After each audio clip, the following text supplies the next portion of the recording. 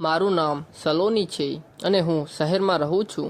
મારી એક પુત્રી છે જેનું નામ રચના છે. છોકરો નોકરી કરે છે અને તે પણ સારા સ્વભાવનો હતો.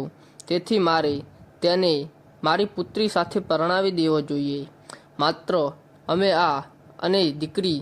હું એક સરકારી શાળામાં શિક્ષક છું અને મારી પુત્રી પણ એક બેંકમાં નોકરી કરે છે. મને મારી પુત્રી માટે એક છોકરો જોઈતો હતો જે મારી પુત્રી સાથે મારા પુત્ર તરીકે રહે સાસરીમાં, કારણ કે મારી એક જ દીકરી હતી અને હું ન હતો ઈચ્છતો કે તે સાસરે જાય અને હું મારી દીકરી માટે સંબંધ શોધી રહ્યો હતો. ત્યારે કોઈકે મને કહ્યું કે મારી નજરમાં એક છોકરો છે જે ખૂબ જ કાયમ છે, સારી નોકરી પણ કરે છે. મારા જમાઈનું નામ સંદીપ સાથે વિલંબ. મારી દીકરી તેના પતિ સંદીપ સાથે ખૂબ જ ખુશ હતી. તે બંને. હું શાળામાં હતી ત્યારે મારી પુત્રી અને જમાઈ બંને તેમના કામ કરીને ઘરે આવ્યા હતા. સંપૂર્ણ રીતે હવે અમને કોઈ વસ્તુની કમી ન હતી. હું તેમની બાઇક પર શાળાએ જતી અને જ્યારે સાંજ પડતી ત્યારે તે મને પાછા લેવા આવતા અને અમે ત્રણેય જણ રવિવારે શોપિંગ માટે અથવા ડિનર માટે બજારમાં જતા અને ખૂબ જ મજા કરતા. એક દિવસ અચાનક મને ફોન આવ્યો કે મારા પિતાની તબિયત બહુ ખરાબ છે અને હું તેમને મળવા ગામ જવા માંગુ છું. મેં મારી પુત્રી રચના અને મારા જમાઈ સંદીપને મારી સાથે આવવાનું કહ્યું, પરંતુ મારી પુત્રીએ માતાએ કહ્યું, ત્યાં એક જ છે, બેંકમાં પણ ઘણું કામ ચાલી રહ્યું છે, તમને અત્યારે રજા મળી શકશે નહીં. તમે સંદીપને તમારી સાથે લઈ શકો છો કારણ કે તેને રજા મળી શકે છે.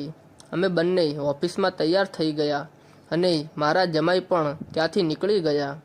અમે ઓટો દ્વારા બસ સ્ટેશન ગયા અને બસ સ્ટેશન પર બસની રાહ જોઈ રહ્યા હતા. એક બસ ગામ જતી હતી, તેથી અમે તે બસ ચડી ગયા. પછી સંદીપ પણ પાછળથી બસમાં ચડ્યો, તેથી અમે થોડીવાર ઊભા રહ્યા. બસ આમ જ ચાલતી રહી અને ત્યાં પણ વધુ લોકો બસમાં ચડી ગયા, પરંતુ કોઈક રીતે મને ગામ જવું પડ્યું. મારા પાછળથી કોઈક ધક્કો મારીને જોયું તો મેં સંદીપ ત્યાં જ હતો અને લાંબા સમય સુધી એકબીજા સાથે વાત કરી. જાન્યુઆરીમાં આ મહિનાનો અંત સુધી શાળાઓમાં રજા હતી કારણ કે તેણીની નોકરી બેંકમાં હતી. તેથી માત્ર સંદીપ અને હું જ જતા હતા ઘરે. અમે બધા ઘરે. ખૂબ જ ઠંડી હતી તેથી તેઓ ન હતા ગયા અને હું મારા રૂમમાં બેઠી હતી. તરસ લાગી. મેં સાંભળ્યું કે મારી દીકરીના રૂમમાંથી અવાજ આવી રહ્યો છે. જ્યારે હું આ રૂમની નજીક ગઈ ત્યારે મેં સાંભળ્યું કે મારા જમાઈ મારી દીકરીને કોઈક કાગળ પર સહી કરાવવાનો પ્રયત્ન કરી રહ્યા છે, પરંતુ મારી દીકરીએ કહ્યું, હવે 2 જણા રાખો, હું તેણે વાંચીશને સહી કરીશ. પછી સંદીપે કહ્યું, તને મારા પર ભરોસો કેમ નથી? બીજા દિવસે સવારે મારી પુત્રી સૂવા ગઈ.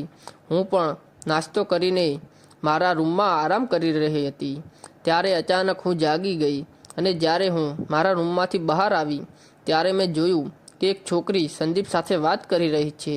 તેણે મને રચના કહેવાનું શરૂ કર્યું, એટલે તું જ્યારે ઓફિસ જાય છે ત્યારે આખો દિવસ ઘરે કામ કરીને થાકી જાય છે, તેથી જ હું આ નોકરાણીને ઘરે લાવ્યો છું. પણ મેં કહ્યું, દીકરા, આની કોઈ જરૂર નથી. હું બેસીને કંટાળી જઈશ ઘરે જો હું કંઈક ન કરું, કારણ કે શાળાની રજાઓ પણ ચાલી રહી છે. ત્યારે સંદીપે કહ્યું કે તમે બીજે ક્યાંક છો, તે છોકરીને લઈ જવા કહે છે અને સંદીપે તેના હાથમાં કેટલાક કાગળો પકડાઈને ત્યાંથી મોકલ્યા. હું છોકરીને રોકું છું અને તેને પૂછું કે પેપર કેવી રીતે છે અને પછી તે ત્યાંથી ભાગવા લાગે. તેણીએ કહ્યું કે હું સંદીપની પત્ની છું અને સંદીપે માત્ર પૈસા માટે છોકરી સાથે લગ્ન કર્યા હતા અને આ મકાનની મિલકત તમે તમારી પુત્રીના નામે કરી હતી. ત્યારથી આજ સુધી સંદીપનું ધ્યાન હતું જેથી કરીને તે કોઈ પણ રીતે મિલકત મેળવી શકે.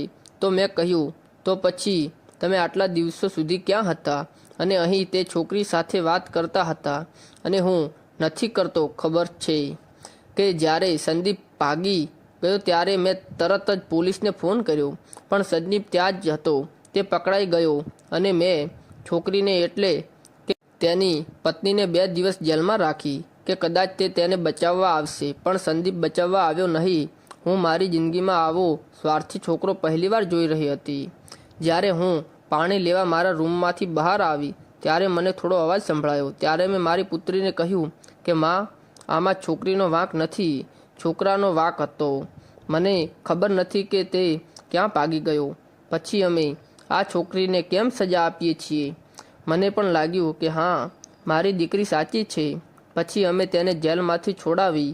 મિત્રો, આ નાની વાર્તા અમને શીખવે છે કે મિત્રો, જો તમને વાર્તા પસંદ આવી હોય તો પછી વિડીયોનો થંબનેલ અપ અને બને તેટલું શેર કરો. જો તમે અમારી ચેનલ પર નવા છો તો કૃપા કરીને ચેનલને સબસ્ક્રાઈબ કરો અને બેલ આઇકન દબાવો. ધન્યવાદ.